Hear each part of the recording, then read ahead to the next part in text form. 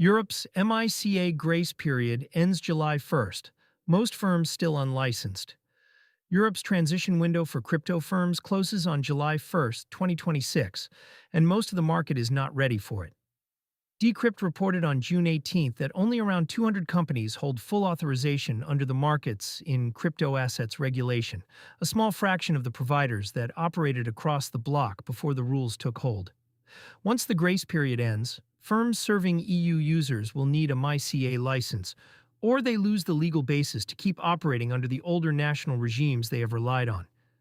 The European Securities and Markets Authority oversees the framework, but licenses are issued at the member state level, and not every country had granted its first authorization by mid-2026. The math behind the squeeze. The gap between roughly 200 licensed firms and the size of the pre-MiCA market is the whole story. MiCA was designed to replace a patchwork of national registrations with one passportable license, so a firm authorized in one member state can serve the entire EU. The catch is the cost of getting there.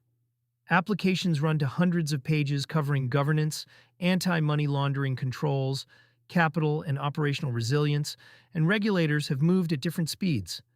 That combination favors size. Large exchanges and established issuers can absorb the compliance bill and the legal overhead. Smaller teams, newer entrants, and firms with thin EU revenue face a harder calculation.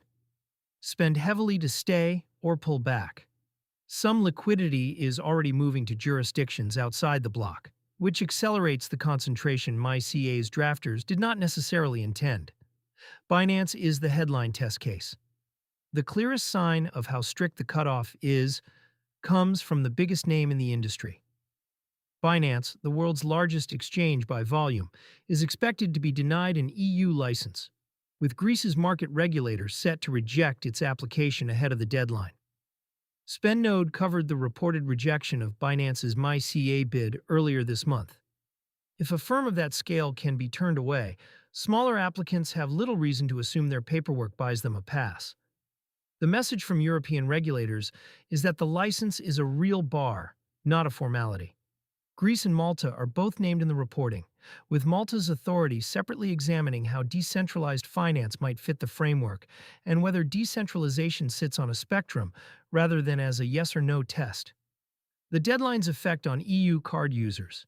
For anyone spending crypto through a card in Europe, the relevant question is which providers stay licensed. Card programs depend on a chain of authorized parties. An issuer, often an e-money institution, plus the exchange or wallet behind the funding. When any link in that chain loses its standing to operate in the EU, the card can stop working in those markets. That is not hypothetical.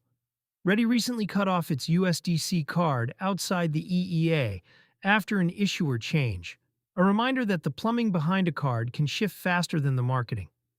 As MiCA's deadline forces firms to consolidate or exit, EU residents may see fewer stablecoin spending options from smaller names and more concentration around the handful of providers that cleared the bar.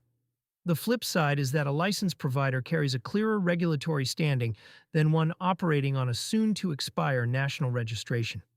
Check whether a card's underlying issuer is MiCA authorized before committing to it, especially for cards aimed at European spenders. Country availability can change at the deadline. SpendNode tracks vendor coverage across markets like Germany and the wider EU, and that picture will likely look different in July than it does today. The market backdrop, the deadline lands during a weak stretch for crypto prices. As of June 18, 2026, Bitcoin traded around $62,157, down 2.5% on the day, with Ether near 1692, down 2.7%, and the broader market lower across BNB, XRP, and Solana. The Fear and Greed Index sat at 19 in extreme fear territory. None of that is caused by MiCA, but a tighter regulatory environment arriving into a risk-off tape gives smaller firms less room to fund an expensive license push.